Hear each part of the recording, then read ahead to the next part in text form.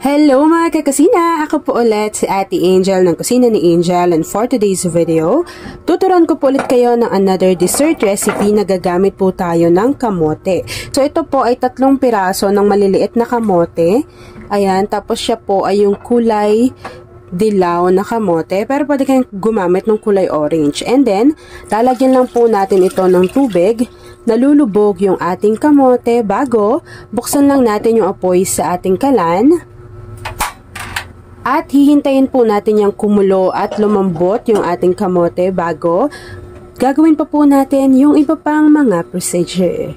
Dapat mga kakusina ay hiwain po natin ng maliliit yung ating kamote, yung ganyan lang itsura niya, para po mas mabilis lumambot yung ating kamote. And hayaan nyo lang din yung tubig dahil pag kumulo po yan ay hindi po natin yan itatapon later kasi gagamitin natin siya sa ating recipe. Habang hinihintay po natin na kumulo at lumambot yung ating kamote sa ating kasirola, please don't forget to like and follow yung ating Facebook page, Kusina ni Angel. Kung meron din po kayong Instagram, paki-follow na rin ako doon, Kusina ni Angel. At kung gusto ninyong matuto pa ng iba pang mga recipes o kaya naman gusto niyo rin mag-share ng mga niluluto ninyo everyday, pwede po kayong sumali sa ating Facebook group. Andyan lang po yan sa ating Facebook page. And yes mga kakusina, sino po pala sa inyo ang kamote lover? Say hi Angel sa ating comment box section. Plus ilagay nyo na rin po kung saan kayo nanonood. After nating mapakuluan yung ating kamote, check na po natin yan kung malambot na. So kuha lang po tayo ng kamote and then tusukin lang natin to ng tinidor. So kapag ganyan na natutusok na yan, meaning malambot na to.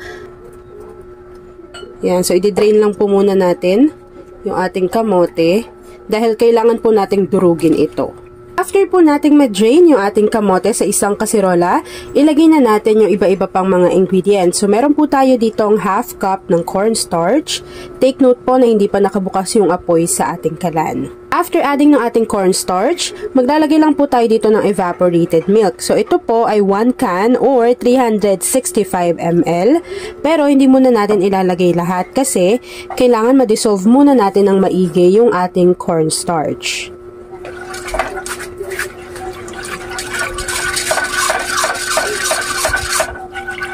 Kapag unti-unti na natutunaw na yung ating cornstarch, ilagay na po natin yung natitira pang evaporated milk.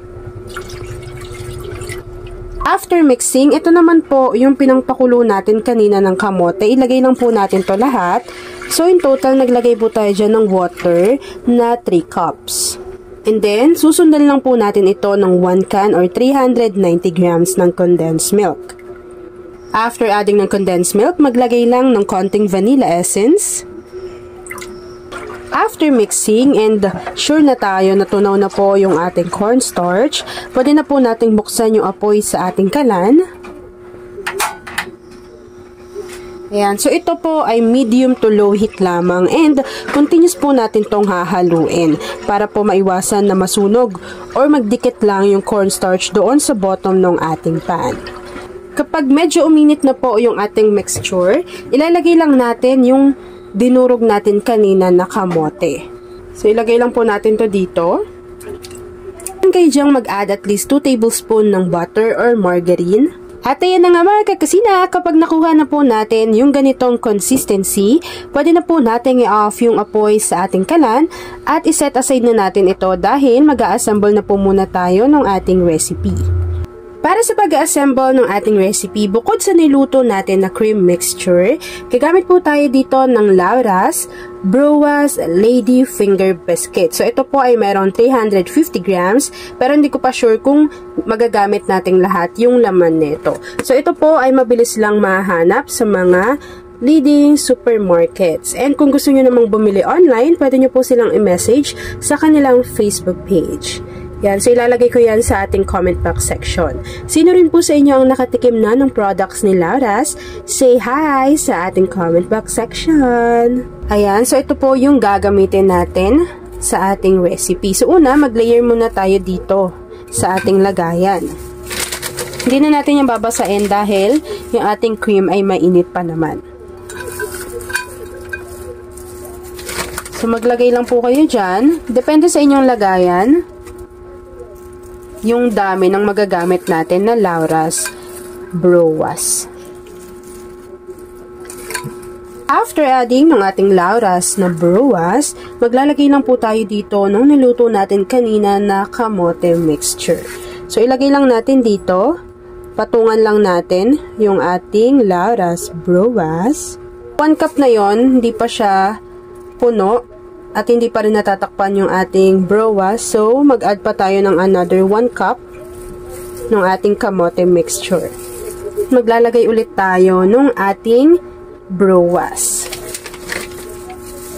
Sarap na ito, pati sa kape, ganyan. Yan, so lagyan lang natin to. Patong lang natin dyan. Para meron ding kakaibang texture yung mismong dessert na ginagawa natin. And then, after maglagay ng pangalawang layer ng ating Laura's bruwas, maglalagay ulit tayo ng ating kamote cream or kamote mixture. After adding ng ating kamote mixture, set aside lang po muna natin to. Hintayin natin tong lumamig, mag-set at mag-firm bago gagawa pa po tayo ng itatoppings natin sa ibabaw. Grabe. Tinikman ko yung isang peraso nung mismong Laura's na bruwas. Ang sarap, tas ang lasa. Crunchy yung labas pero yung loob, ang soft. Sarap. Diba? Habang pinapalamig ko yan. Nag-snacks ako dito. Habang pinapalamig natin yung ating recipe sa isang saucepan, maglagay lang po tayo dito ng 1 can or 370 ml ng all-purpose cream at iinitin lang po muna natin yan. Meron lang kasi ako dito white chocolate chips, so gagamitan ko na lang ito ng 2 tablespoon na cacao or cocoa powder. Pero kung meron na kayong chocolate chips, huwag na kayong gumamit ng cacao or cocoa powder. Lagay ko lang din yung cocoa. After adding ng ating white chocolate chips, pati yung ating all-purpose cream at cacao or cocoa powder, tunawin lang po muna natin yan ng maigi. Niluluto ko lang po ito sa pinakamahinang apoy para maiwasan na masunog yung ating mga ingredients. Kapag natunaw na po ng maigi yung ating white chocolate chips pati yung ating cocoa, kapag naluto na po iyan, pwede na po natin tong iset aside, palamigin lang ng bahagya bago isasalin po natin to doon sa ibabaw ng ating inassemble na recipe kanina. At ayan na nga mga kakasina, kapag malamig na po ito, isalin lang natin sa ibabaw yung niluto natin kanina na chocolate. Ayan. Kapag naisalin na natin yan dyan, palamigin lang po muna natin ito, ilagay sa ating chiller hanggang sa mag-set or mag-firm po yung mismong chocolate na inilagay natin. Bago, ipapakita ko sa inyo kung ano yung natapos nating easy dessert recipe. At ayan na nga mga kakasina, once na nag-set na po or nag-firm na yung chocolate ganache na inilagay natin sa ibabaw ng ating recipe, magdas lang po tayo dito ng cacao or cocoa powder and then hiwain na po natin yan bago pwede na po natin tong i-enjoy. At ayan na mga kakasina, tapos na naman po ang ating easy na chocolate kamote pudding. Kung nagustuhan mo yung ating video, please like and share this video. Yun lang mga kakasina. Thanks for watching and enjoy this video.